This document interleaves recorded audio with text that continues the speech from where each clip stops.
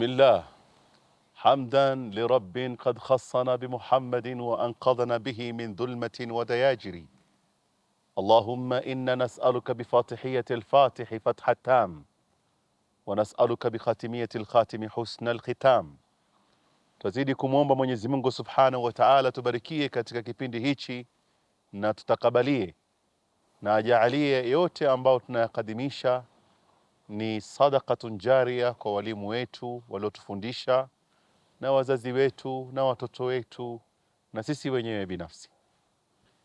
Mlango huu ambao tumeingia hivi sasa baada ya kueleza mazuri yote yalotangulia, kuonyesha ubora wa Maka, ubora wa haji, ubora wa umra na mambo ambayo kwamba yanafaa mtu kuyataamali na kuyapeleleza kabla ya safari, na mwishowe tukaangalia baadhi za nyiradi ambayo ni muhimu sana kuwa nayo baada ya kuwa ni vyema kuwaaga jamaa zako nyumbani. Usitoke tu kama mtu amefukuzwa ama hauna alaka na watu. Ni vyema kuwaaga kama neno tulioyapata hapa na marafiki zako, kuonyesha bana, mimi nimebarikiwa safari hii kufanya safari ya haji au safari nyingine yoyote ile. Ni vyema kuwajuza jamaa zako wa nyumbani na marafiki zako wa karibu, kueleza inshallah taala tumebahatika kusafiri na tunaomba dua. Wao waombe dua na nyinyi muombe dua. Leo tunaingia katika masharti ya ibada ya haji.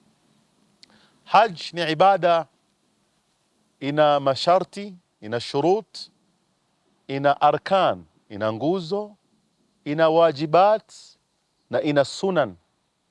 Katika madhhabi ya al-Imam Shafi'i utakuja kuona katika sala arkan ndio wajibat, swala wajibat ndio arkan, lakini katika ibada ya haji wajibat ni tofauti na arkan.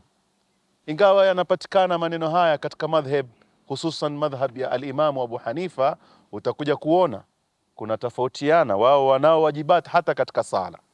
Ama katika madhhab ya al-Imam Shafi'i utakuja kuona kuna shurut, kuna arkan, kuna wajibat, kuna hayhat na kuna makruhat. Haya yote yameelezwa katika vitabu vya fiqh wa madhhab ya al-Imam Shafi'i, tofauti pengine na madhhab ya al-Imam Abu Hanifa. Lakini katika ibada ya haji au ibada ya umra kunapatikana ndani yake wajibat na arkan, yani ni vitu viwili tofauti, na tutaeleza insha Allah taala katika darasa zitakazokuja. Mlango huu tunazungumzia masharti. Ni masharti yapi yakitimia kwa mwanadamu yoyote yule atakuwa tayari ameingia katika wale ambao wanahutubiwa khitab ya kufanya umra. Masharti ni kama zifuatavyo. Sharti ya kwanza ni al-Islam. Uislamu ni sharti miongoni mwa masharti ya kuswihi ama kuwajibika mtu kufanya ibada ya haji. Sharti ya pili ni al-hurriya, ungwana, asiwe mtu ni mtumwa. Sasa hatuna tena watumwa, sote ni wangwana alhamdulillah. Kwa hivyo, kwa mfano, utakuja kuona watu wengi wanaingia katika khitab ya ibada ya haji. Na vile vile at-taklif, mtu awe amekalifishwa na sheria, yani mtoto mdogo na mtu ambaye kwamba akili zake ni punguani hatoingia katika fungu hili, na tutaeleza vile vile katika darasa zinazokuja au katika mazungumzo yetu haya. Na sharti ya nne ni al-istitaa, kuweza, kuwa na uwezo. Na uwezo vile vile tutafafanua ni uwezo upi ambao unaozungumzwa na sheria ya Kiislamu kuhusiana na suala la kutekeleza ibada ya haji. Al-Islam, ibada ya haji na umra haiswihi wala haimpasi mtu ambaye ni kafir asili, kafiri wa asili. Na kafiri wa asili ni mtu ambaye hajasilimu, hajawahi kuwa Muislamu. Kwa hivyo ina maana mtu ambaye kwamba ni kafiri si wa asili, na huyo anakuja kuwa ni murtad ala sabil mithal, aadhana Allahu wa aadhakumullah. Mwenyezi Mungu atuhifadhi sote kutokamana na kuasi dini, kuingia katika wale waloritadi dini ya Mola Subhanahu wa Ta'ala. Yule murtad kwake yeye anapaswa kufanya ibada ya haji, kwa sababu yeye ukafiri wake si ukafiri wa asili, na tutakuja kueleza katika mazungumzo yanayofuatia. Kwa hivyo mtu akiwa ni kafir asli, yani mtu asili yake ni kafiri, hajawahi kuwa Muislamu, huyo hajapaswa kufanya ibada ya haji. Ingawa kafiri wa asili hajapaswa kufanya ibada ya haji, lakini kesho siku ya Kiyama ataadhibiwa na ataingizwa katika adhabu kwa kutotekeleza ibada ya haji. Tunaona katika aya nyingi na hadithi kadha wa kadha zaonyesha kuwa alkafir mukhatab bi alfuru', kuwa hawa makafiri ambao hawaja silimu ama si Waislamu, sheria inawahutubu wao pia, sheria inawazungumza nao pia, na tutakuja kuona ma salakakum fi saqar, ni kitu gani kilichowapeleka katika moto mkali wa saqar. Qalu lam nakum min almusallin, watasema ya Rabbi, sisi hatukuwa katika miongoni mwenye kuswali. Walam nakum nut'imu almiskin, na hatukuwa tukiwalisha maskini. Wa kunna nakhudhu ma'a alkhaidhin, mpaka mwisho nakuja kuona wataadhibiwa kwa kutowao kutekeleza ibada hii, japo wao hawajapasishwa ama hawajawalazimishwa katika suala la kufanya ibada kama hii na mengineyo yote. Hii ni kuonyesha inapokuja khitab, ni khitab inazungumza watu wote, Waislamu na hata wasiokuwa Waislamu. Kwa hivyo yule ataadhibiwa kesho siku ya Kiyama, liannahu mukhatabun bifuru'i sharia, kwa sababu yeye ni mwenye kuhutubiwa kama tulivyotangulia kusema bifuru'i sharia. Wayajibani ala alkafir almurtad, umra na haj inapasa kwa kafiri ambaye ni kafiri sio asli, ni kuwa liritadi.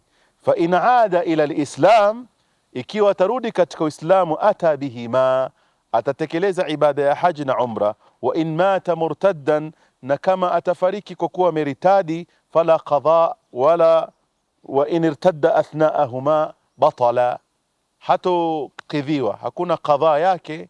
Na ikiwa atafariki wakati anatekeleza ile ibada na akaritadi, basi ile ibada yake itabatilika moja kwa moja. Nafikiri nimefahamika. Alhurriya, sharti ya pili ni alhurriya, na huu ni ungwana, mtu kuwa asiwe mtumwa, na tumeeleza kuwa sasa hivi hakuna tena mtumwa. Sharti ya tatu ni taklif, mtu kukalifishwa na sheria, na kukalifishwa na sheria ni mmoja katika yetu, sawa ni mwanamume au mwanamke, kufikisha umri wa kubalighi, akawa na akili timamu na akafikisha katika umri wa kubalighi. Kwa hivyo mtoto wa kike ambaye amefikisha miaka 9 na katika umri wa miaka 9 akaona ada yake ya mwezi, basi ashakarifishwa na sheria. Yeye kwake sala ni lazima, kufunga kwake ni lazima, na kufanya haji vile vile ni lazima. Mtoto wa kivulana vile vile aliofikisha miaka 9 akaona maji ya kiume, akaota mfano tendo wanaita wet dreams, akiliona hilo katika umri wa miaka 9, yeye vile vile anaingia katika almukallaf, akili yake ikiwa ni akili timamu. La, hili halikupatikana, mke hakuingia katika ada yake na mtoto wa kivulana hakuona wet dreams katika umri wa miaka 9. Ikiwa mwanamke ataona ada yake katika umri chini ya miaka 9, haihesabiki, bali inahesabiwa kuwa ni damul istihadha, ni damul istihadha. Hiyo itajulikana ni damu ya maradhi, anatakana aende hospitali atibiwe kwa sababu imetoka kabla siku zake. Na kadhalika mtoto wa kivulana ikiwa atayaona hayo anayoyaona katika chini ya umri wa miaka 9, itakuwa ni mambo yake tu, hajafika katika umri wake. Wa ila hili halikufanyika, ama hili halikufanyika, watafika katika umri wa miaka 15 wote. Kwa hivyo mtoto wa kike ambaye kwamba hajaona ada yake tangu miaka 9 mpaka 15, akifika miaka 15 kulingana na takwimu ya kalenda ya Kiislamu, unaona, na tofauti ya kalenda ya Kiislamu na kalenda ya Shamsia ina tofauti kidogo. Kwa hivyo ina maana kwa masiku kidogo, akifika miaka 15 ina maana miaka 15 katika kalenda ya shamsia atakuwa hajafika kamili, itakuwa pengine kuna miezi kadhaa haijakamilika.